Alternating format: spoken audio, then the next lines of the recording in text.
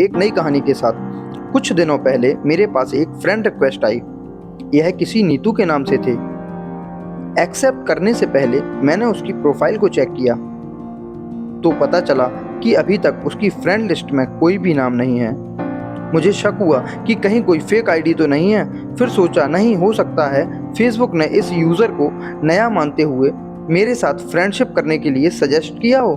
Profile photo भी नहीं थी। मैंने अंदाज़ा लगाया शायद कोई नई हो और उसे फ़ोटो अपलोड करनी नहीं आती हो, या फिर कोई संकोची हो सकती है।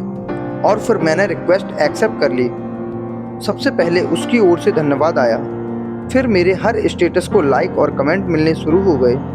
मैं अपने इस नए कदरदान को पाकर बेहद खुश हुआ। सिलसिला आगे बढ़ा और अब मेरी निजी ज़िंदगी से संबंधित कमेंट्स आने लगे। मेरी पसंद नापसंद को पूछा जाने लगा। अब वो कुछ रोमांटिक सी शायरी भी पोस्ट करने लगी थी। एक दिन मोहतरमा ने पूछा, क्या आप अपनी बीवी से प्यार करते हैं? मैंने झट से कह दिया हाँ। वो चुप हो गई। अगले दिन उसने पूछा, क्या आपकी मैडम सुंदर हैं? इस बार भी मैंने वही जवाब दिया, हाँ बहुत सुंदर हैं।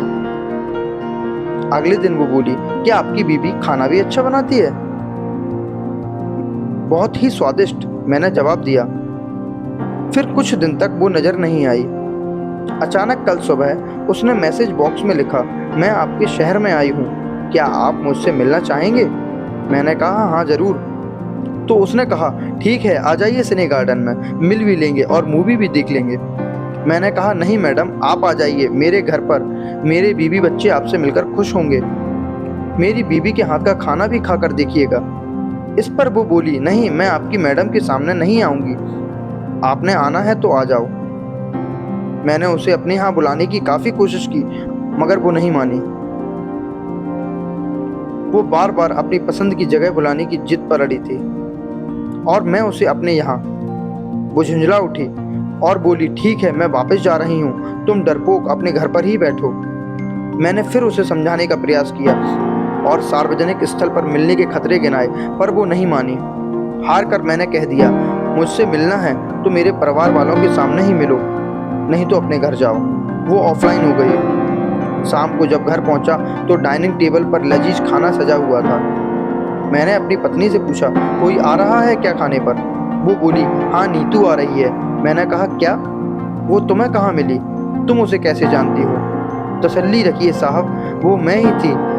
आप मेरे जासूसी मिशन के दौरान परीक्षा में पास हुए। आओ मेरे सच्चे हमसफर, खाना खाएं, ठंडा हो रहा है। टाइम रहते अगर पत्नी का मोबाइल चेक नहीं किया होता तो आज यह पोस्ट करने के काबिल नहीं होता। दोस्तों मैं इस कहानी को यहीं ख़त्म करूँगा।